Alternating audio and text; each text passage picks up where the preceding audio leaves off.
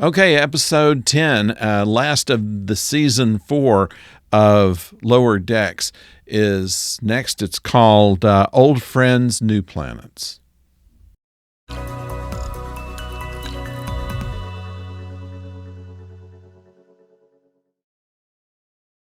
Hello out there, I'm the oldest nerd, and Old Friends, New Planets is where we pick up part 2 of this two-part where Mariner is beamed aboard this mysterious ship that we now have found out was captained by Nicholas Lacarno. Lacarno, who looks very much like Robert Duncan McNeill, which, of course, provided the voice for that, played Lacarno in the original TNG episode that it's based on, and also Tom Paris in Voyager. And he is still, all these years later, still rather upset at being thrown out of Starfleet Academy. Now, they have a flashback there where they show where Mariner was in this. While Lacarno and Crusher and others were seniors, Mariner was a freshman, and the Bajoran, who was in his group, was her best friend, who, of course, was killed in the Lower Decks episode of TNG.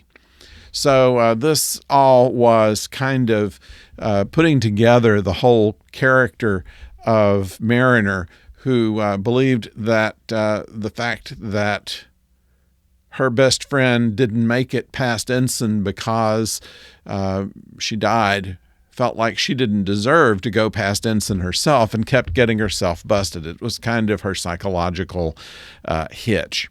And that seems to be overcome as this episode comes about. We don't hit it directly, but I think that there's something to be said about that. Lacarno is now a rather bitter individual. He's built this huge ship, and there's a good joke in it where he says, she says it's very white. It doesn't have any carpet or wood paneling.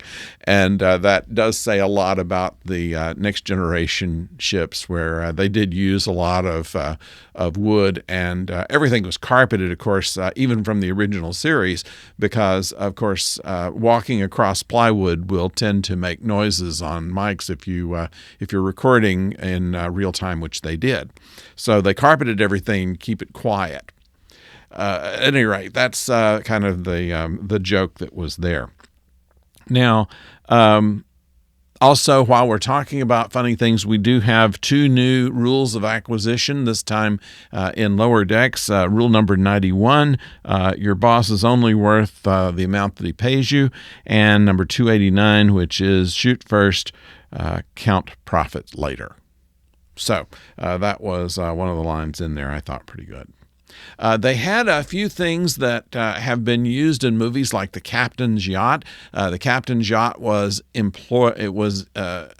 put out here and just mentioned, and so that the only time the Captain's Yacht has ever been mentioned was in Insurrection, the movie, and then the Ion Storm, similar to the Star Trek II movie, in which they went into the nebula in order to prevent sensors and visuals to work as well. And so Mariner did this as well. So those call back to those things.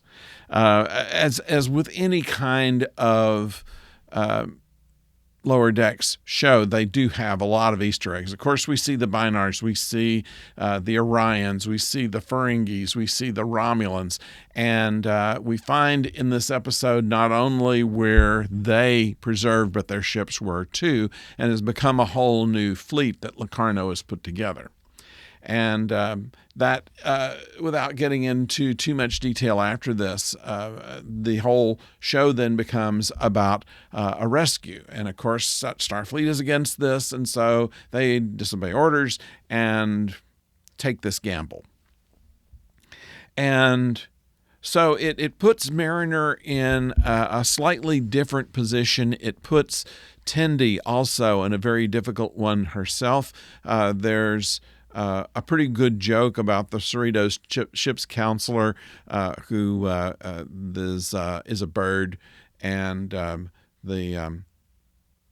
we won't give away the joke that results there, but still well used of some of the minor characters here. We show what an Orion battleship looks like. We see a special impenetrable shield, which is around an entire solar system, almost like a Dyson sphere. I think that's maybe where they got that idea from. Various other things like that, and a deal that Tendi has to make, which is what brings us to the cliffhanger for this season. And apparently, though, she is already making plans to get herself out of that. So that's what happens there. I think that it used just about everything you could think of to throw in to make this an interesting episode. And if this were even the end of the series, I think it would do pretty well with that. Nevertheless, they are coming back for another season. They've already been approved for that. So we should be seeing them, I guess, within another year or so. In the meantime, we are looking forward to coming up with the next Doctor Who special. Now, the rumors I had been hearing that they were going to do something early in the month, they did. Beginning on November 1st, they started a web series, but it's only available on the BBC iPlayer and only available in the UK and Ireland. And that is unfortunate. I feel badly for people who I've talked about new Star Trek shows and things like that who didn't have it available in their home countries. I've heard from people saying, well, it sounds real good. I hope that it comes here soon enough so that we can watch it too. So I sympathize, and I realize now very much how you feel of having something that's out there and unable to see it. It's 6 episodes. It has Sylvester McCoy, Colin Baker, and Peter Davison as their respective doctors in their respective wardrobe, but older, along with older companions. And they also will have one of the episodes where they have companions that go to previous doctors without using the previous doctors. Also, they have an amalgam of TARDIS design on the inside, which is kind of interesting as well. That's all I can say about it, because that's all I've been able to see through other sources, but entire episodes I have not. And if they should come about, I'll give something of a summary of all of that when I can. But anyway, that's the first thing that's been thrown out as the is that if you have access to the BBC iPlayer, you might check out that. Then we know that the first special is going to be on the 25th of November, and then there will be 3 specials with David Tennant, and it's kind of uncertain as whether Ncuti Gatwa is going to be in only one of these or more than one of these. I have a feeling that there is some kind of parallel universe thing going on here, and it's been confirmed that the toy maker is not the person who has caused the odd regeneration back into David Tennant.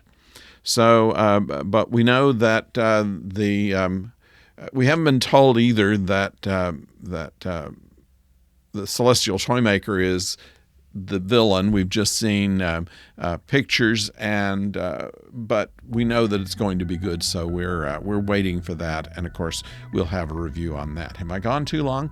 Let me just say at this point, let me know what you think about that. Let me know what you think about Lower Decks. Subscribe if you will.